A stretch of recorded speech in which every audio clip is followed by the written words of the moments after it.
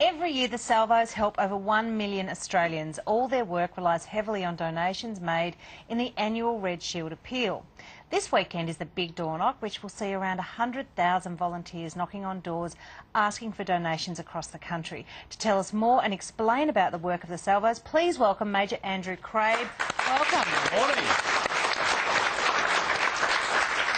So this appeal, this is the big one, isn't it? This is where you raise the majority of your funds for the year. Look, I think it's the one that most people would know the Salvation Army for is the Red Shield Appeal door knock. The Red Shield Appeal actually goes all of the year, but it's when people are out knocking on the door, representing the Salvos and asking that people would give generously. And where does the money go?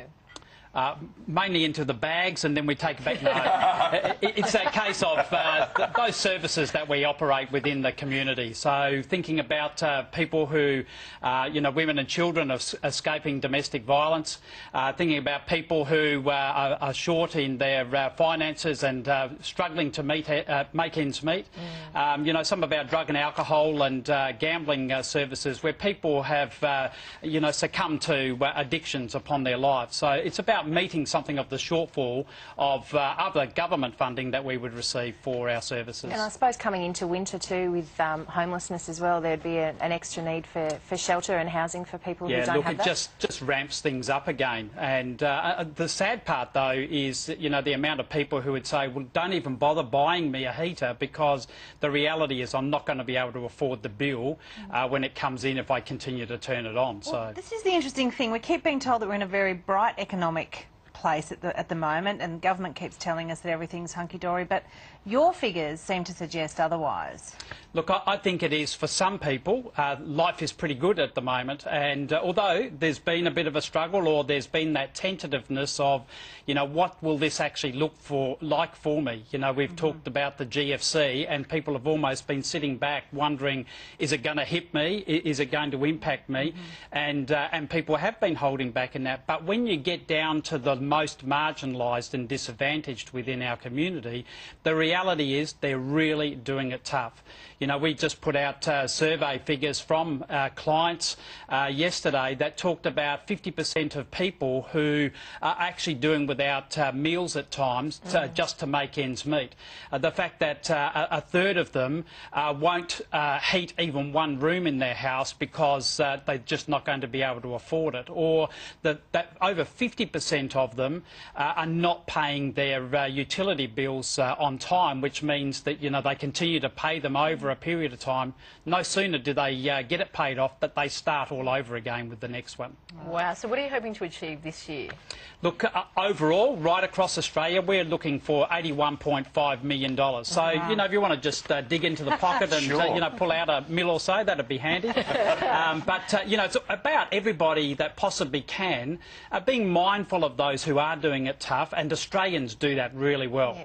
Yeah. Right across the years, and sometimes the most desperate years are the best responses, because I think it almost goes back to something of that Anzac spirit of, mateship, of looking out for our fellow man around and about us, and Australians do that really well. So dig deep into the pocket and give generously. That's the motto. And you must be very proud of the fact that when people knock on the door of somebody and somebody comes out to see who it is, when they see that it's a person collecting money on the behalf of the Salvos, I mean, there's no delay in putting their hand in their pocket, so you must be very proud of that. One of the things that amazes me that you will get together with volunteers and you might give them a line to introduce themselves at the door, and it's the reality that no sooner do people open the door that they've already gone to get their purse, and the person's sort of standing there, not even being able to get the script out. They almost want to say, "Can you hold on? Let me just get my gig out." It's true. It's very inspiring, and I've never missed being door knocked on a Red Shield Appeal. Your volunteers are very thorough, and my girls are standing by with their pocket money to donate. Now, you've been doing this for 30 years. Can you tell us what continues to motivate you? Look, I think it's, one, for me, there's a Christian perspective, but the other aspect to that is, for me, it's about changing lives. It's about bringing a positive impact on people's lives. And, I've been fortunate enough to be in that situation of seeing that time and time time and time again. Who's Arlene? Well, Arlene was a person who, in a housing trust area that I was a part of at one time, and, you know, you get to the end of the day and you think, you know, here comes another client, you know, another person in need. But the joy of it was Arlene, in about her mid-20s, came in and actually introduced herself and was saying, you know, she had come from a situation of having abused alcohol, had come through a rehabilitation program, and now she was at a point of wanting to put something back into the community. Well, you can imagine the joy that's mine that Arlene, you know, helped out on our reception for a while.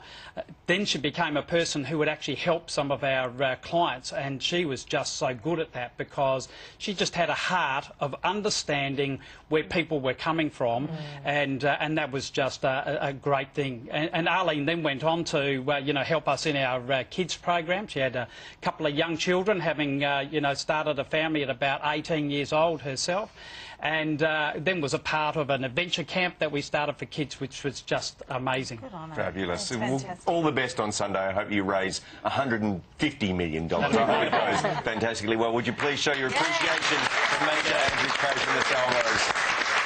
And this weekend, please keep your eyes peeled for volunteer collectors in their uniforms, and make sure you give generously. And there's also people that aren't in uniform. There's people that have got accreditation, so look out for those people as well, helping Australians in need. The news is next. Stay with us. You're watching The Circle.